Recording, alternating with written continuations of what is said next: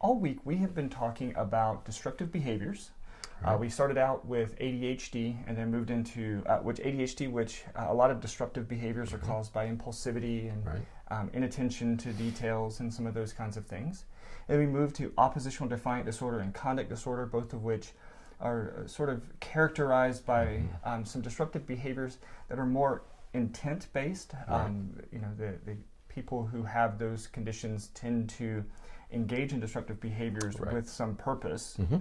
Today we're going to talk about a relatively new diagnosis called disruptive mood dysregulation disorder. And this is a, by definition, by its very name, is a condition identified with disruptive behaviors that are rooted in dysregulation. Mood dysregulation. Mood dysregulation. Right. Yeah. These are. This comes under the whole category of mood disorders. Right. Okay. Right. Yep. So this one is it's housed within the depressive disorders category in the Diagnostic and Statistical Manual, the 5th edition. But this is a new diagnosis in the DSM-5. It wasn't present before. And it seemed to come about as a result of some research looking into what was previously referred to as early onset bipolar disorder. Which was a real challenge for all of us. It was a real challenge. We were heavily involved in this work in the 90s when it began to change, in the 1990s. In fact, we developed an assessment instrument to begin to address that issue that we used clinically and has been published. We're talking this week about kids who have these outbursts. Okay, and everything from garden variety temper tantrums that young children have, preschoolers, toddlers, sort of a normal developmental milestone. Okay, she's had temper tantrums, now we can check that off the list. To more severe, dangerous and destructive outbursts. And one of the things we want to do is we want to explore which ones we need to be worried about clinically and which are just manifestations of sort of garden variety behavior issues.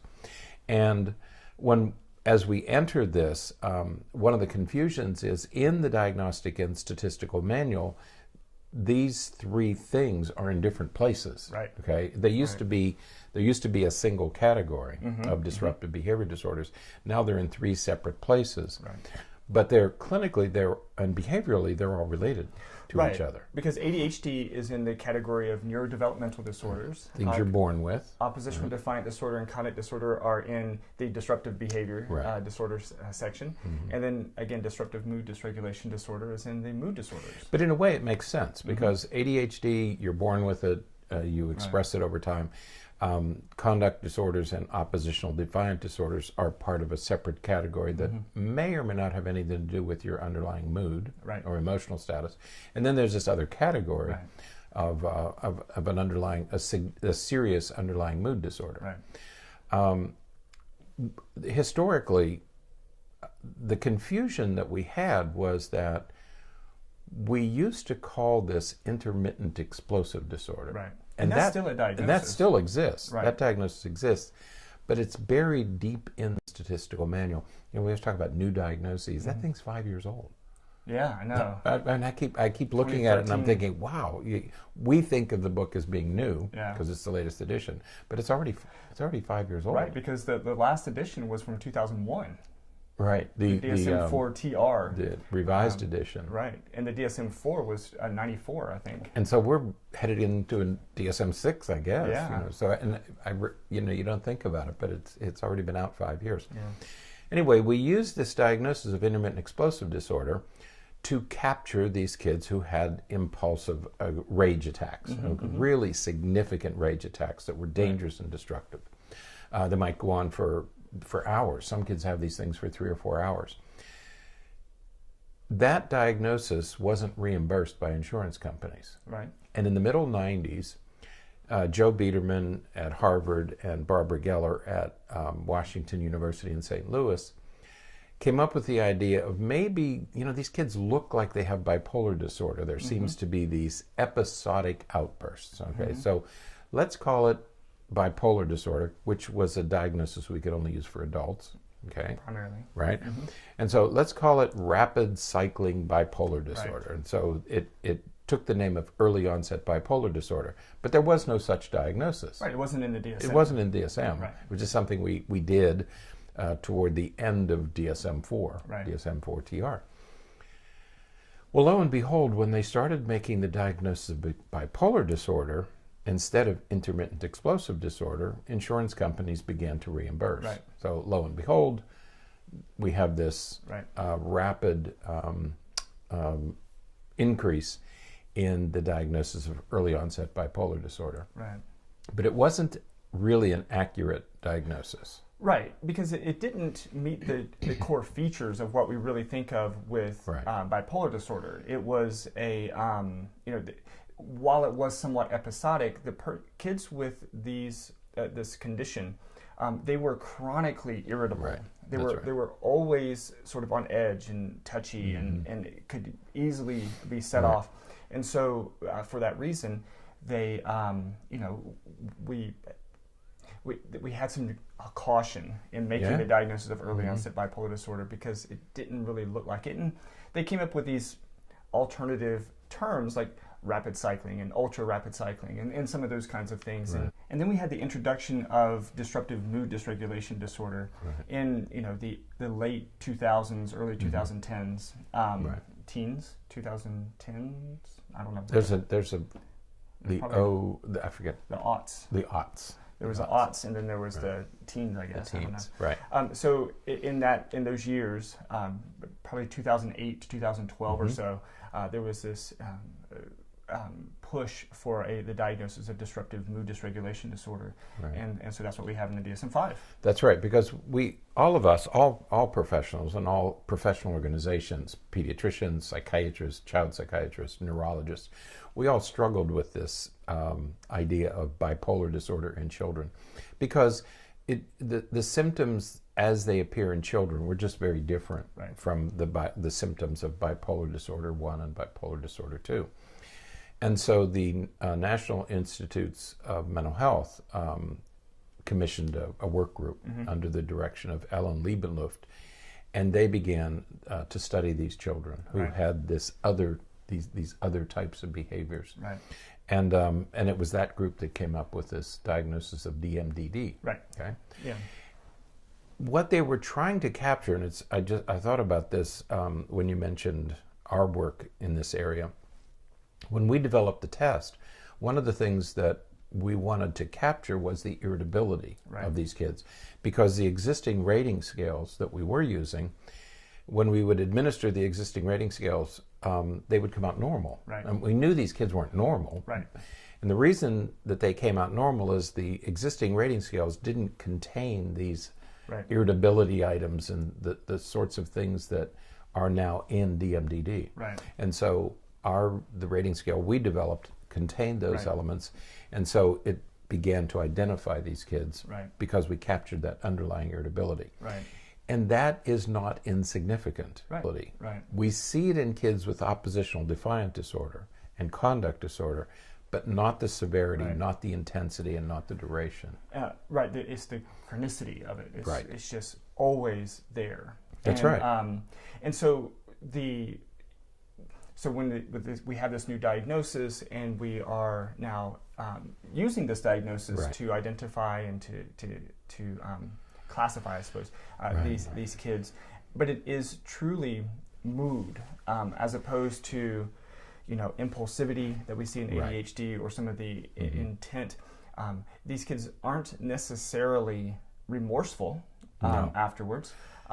They may be, but not necessarily. Right. But it's the chronic irritability. They're just always cranky, and could be set off at any minute, and that's sort of some of the hallmark features of this condition. Right. When I first read the criteria, when I first read the criteria back in 2011 and 2012 and 2013, I was a little bit worried because it seemed very narrow to me. Right. And I said, how are we ever going to use this diagnosis? Because it seemed so restrictive. And I think we're still struggling with that to a certain extent. Yeah. Okay, because there are restrictions with this diagnosis, and I hope that most clinicians are following them. But it's the when it appears, how long it must appear, and I think we want to go through some of those things, the time elements involved in DMDD. Okay. For example, it has to occur it has to occur for at least 12 or more months, and it has to be severe in at least 2 settings. Right. Okay. Display persistently irritable or angry mood most of the day and nearly every day. Right. So these aren't kids who are, we talked about kids with ADHD. Generally, they're in a good mood. They may have an outburst once in a while, but it's quick and impulsive and doesn't last long. These kids, and even kids with ODD, they may be okay most of the time, but when challenged or pushed, then they might have an outburst. Right. They get angry with authority figures and they might have an outburst. But between outbursts, their mood is generally pretty good. The outbursts are not fun to deal with, right. but between outbursts, it's okay. These kids are not fun between outbursts. Right. They continue to be irritable, and as you said, they're right on the edge. Right. They're just ready to explode almost at any moment. Right. And you can say the simplest thing to them unintentionally, and it'll provoke a violent rage attack. Right. So. And what really differentiates these kids from the others that we've talked about this week is the where we were talking about intensity, duration, and frequency. These kids explode frequently. Yes. It can be multiple times a day. The duration is, whereas ADHD is a flash in the pan, as we talked about, and oppositional defiant disorder and conduct disorder, the outburst will last until they get what they're looking for. Right. With these children, the outburst may last for hours. Right. And there is no soothing them. You can't, even if you give them what they want, it doesn't stop. Right. That's the dysregulation part. That's the dysregulation. They just lose the ability to regulate their own emotions, and they're just expressed. Right. Just and their intensity is at an 11. Right. That's it's out of 10. Right. Yeah. It goes from 0 to max out very, very quickly. Right. And we've seen it. We've seen it with some of our patients, in our office, where it just, with little to no identifiable provocation, it's just off the charts. And it just lasts. Right. So these kids are very different than the other ADHD, oppositional defiant disorder, and conduct disordered kids that we've been talking about this week, because these outbursts are truly rooted in dysregulation, and mood specifically, mood dysregulation. Right. And this diagnosis the symptoms appear before age 10. Right. So if we get to adolescence, it may not be DMDD. Right. It could be something related to the onset of puberty, or it could be some other problem. But the symptoms should appear before age 10. Right. Okay. And the diagnosis should not be made before age 6. Because again, it might just be temper tantrums. It might be something else. So you shouldn't make the diagnosis before age 6 or after 18.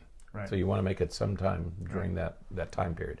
So we want to make sure that we're not misdiagnosing, or that we don't confuse oppositional defiant disorder with DMDD, because DMDD is it's a unique diagnosis Treatment will be very different. Can be differentiated. Many children with oppositional defiant disorder, you're not going to move toward medication with them. I mean, typically we don't. Yeah. Children who have this mood dysregulation are probably going to be put on some fairly powerful medications. Yeah. Okay. Absolutely. Just to mood regulating. So mood stabilizing drugs that are a lot more complicated to take, and that have significant side effects. Yeah. So it is a significant decision, diagnostic decision, to move to DMDD. Absolutely. And we're going to talk more about treatment tomorrow. We'll go through the treatment of all 4 of these conditions tomorrow, how we should respond to some of these outbursts. We'll be hitting that on our longer podcast that will come out tomorrow. Right. So, all right. Good. That is it for today. Thank you, as always. Until next time, stay happy, stay healthy, and forget to be afraid.